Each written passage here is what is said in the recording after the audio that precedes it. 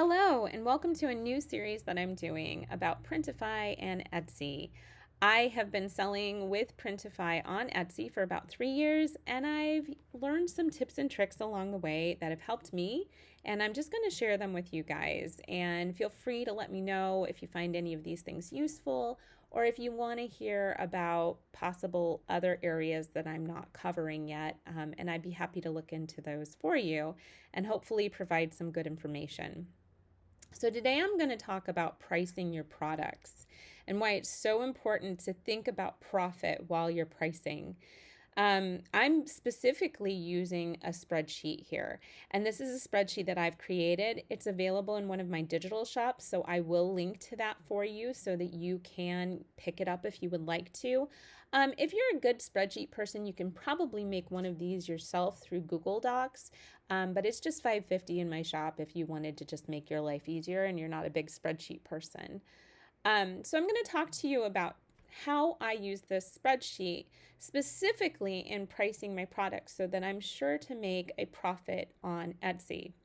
Because when you're starting out with Printify, one thing you may have noticed is that, of course, there's the Printify cost of a product, there's the Printify cost of shipping, and you want to set a retail price where you can make an actual profit off of that sale of that product.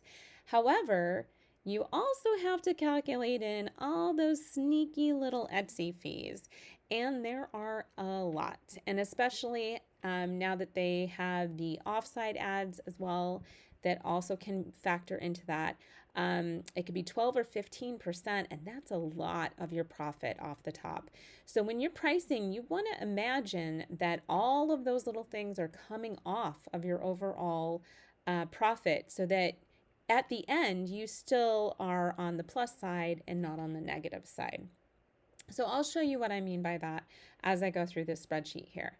I use this spreadsheet in a couple of different ways. One of them is in calculating what I am going to charge for my different products, but I also use this as a way to document my sales for the month. So up here you can see it says November 2023 sales. We're not in November 2023 yet, but I had already copied this spreadsheet out and made a November. So I'm just using it as my example, and I'll go through and delete these things that I'm doing for the video later.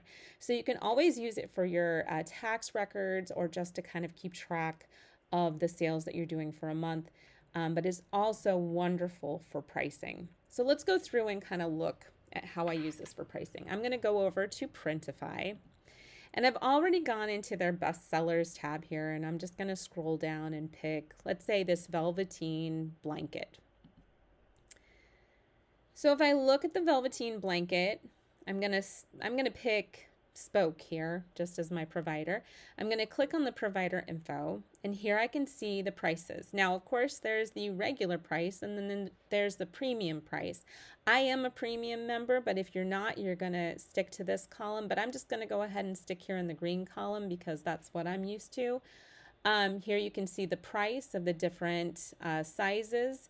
So I could do a different column or a different row for each one of these prices. So I'm just going to start with the smallest price, which is a 30 by 40, what was this, a velveteen blanket, 30 by 40 velveteen blanket, and that's $11.25. So I'm going to go back here and put 30 by 40 velveteen blanket, and the price was $11.25. Now, one thing you'll notice about this spreadsheet is I have color coded the columns here. All of the green columns, it's kind of like a stoplight. The green columns are where you will be taking action. So you can put your own information into any of these green columns. The red columns are columns that you're not going to touch, but they may auto populate numbers as you're putting numbers into these green rows or columns here, or green columns, but as you're putting that into each row. And then the blue are areas where you might want to put information. You don't have to put information, but you might want to put information. So for instance, well, we'll get there here in a second. So basically, I'm going to go back to where I was. I've got 11.25 as my cost. I want to put in the shipping cost as well. So I'm going to go back here and click on shipping. Now, you want to make sure that you're calculating shipping for each of the places that you are going to be shipping to. I just do US. So I'm just going to do US, and the first item is $5.29, and I can see that there is a discount if you order an additional item. However, I very rarely take that into account unless I am creating a specific bundled listing on Etsy. So for our purposes of pricing, I'm going to stick to this first price because 9 times out of 10 people are just going to be buying one product from you. Even if they buy a couple products, you might have different variants in your store, and so they won't get this discount in shipping, like let's say if they buy a mug and a blanket. So with that in mind, let's just go ahead and stick with $5.29. So I'm going to go back to November here and put in, or not November, but what I'm saying, go back to my spreadsheet. Just called it the November spreadsheet because it says November, and put $5.29. So our total cost here, it auto-populated to $16.54. Okay, so right now, if we go down to our total profit, we can see that we are at negative $16.99. Now, why is that negative $16.99 and not negative $16.54? Well, we have an Etsy transaction fee, we have additional fees, and we have an Etsy processing fee that all add up and just make that a little bit more. Also, what I would encourage you to do with this is to also create a discount. Why do you create a discount? Well, if you plan on running any sales, you want to make sure that you're still going to be able to make a profit after the sale. Because sometimes, in the past, I might have put my whole shop on 25% sale, and then I find out, oops, this one product wasn't quite cutting it in terms of profit, because I hadn't factored in all of the possible fees that could come across. So I'm just going to go ahead and put 25. It's important to make sure that you have the percentage sign here, otherwise this will not factor out correctly. So if we have a 25% discount here that I'm putting in, you can see that now actually it's still $16.99 because I haven't put a retail price in yet. So now I'm going to put my retail price in. So I want to make sure that I'm going to cover $16.99. So let's say I charge $20. Let's just see what this does. And I'm just going to do free shipping, so I'm going to leave this as is. If you wanted to do the shipping, if you wanted to use the shipping that they have, or if you have a special, like say you have a $5 flat shipping, you could do that here as well to kind of figure that out. Well, now you would think that we would have a profit because 20 over 16, you would think you would have about a $3 profit. But if we look here, or actually you can see that right here, $3.46. But as you can see, we actually have a negative profit of $3.42. So we're losing $3.42 for every one of these blankets that we sell. So we're going to need to have a higher price. So I'm going to go in here and I'm going to change that to 30 and see what that does.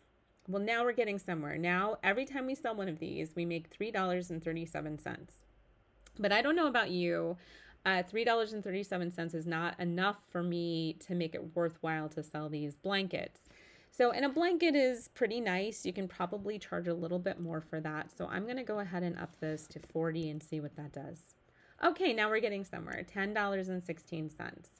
That's not too bad. Now you also want to take into account that you're going to have taxes taken out of this. And then on top of that, you could have offsite ads. So let's go ahead and factor in a 15% offsite ad just to see what that could get you. So you're still making a profit, and even though it's minimal, that's what you want to see. You want to see that you are still making a profit after the offsite ad fee comes in. Now also Etsy has implemented a new plan where you can make 4% back based on sharing your shop's special URL. And if you do that, that's great, but I wouldn't factor that into the pricing because that's not a guaranteed 4% back on every product that you sell. So you want to just make sure that you're covering yourself for all the possible discounts that could come out, but not the added bonuses. If you get that extra 4%, that's great, but it's not something that you want to depend upon going forward. So that is basically it. That's how I calculate my pricing on my products. And the cool thing is at 25% we're making a profit of $10.16. If I go back here and take this back to 0%, that's $19.21 per item. So you can always go lower if you want. Like if you know you're never going to set a sale, beyond 15%, you could take this to 15%. And then, that's $13.78 right there. So you might take the retail price down then if you want to. But I always think it's better to give yourself a lot of room. You can always put things on sale, and that encourages people to shop too. So I say price it at a point where you're going to be able to still make that profit, even if you have a just blowout sale.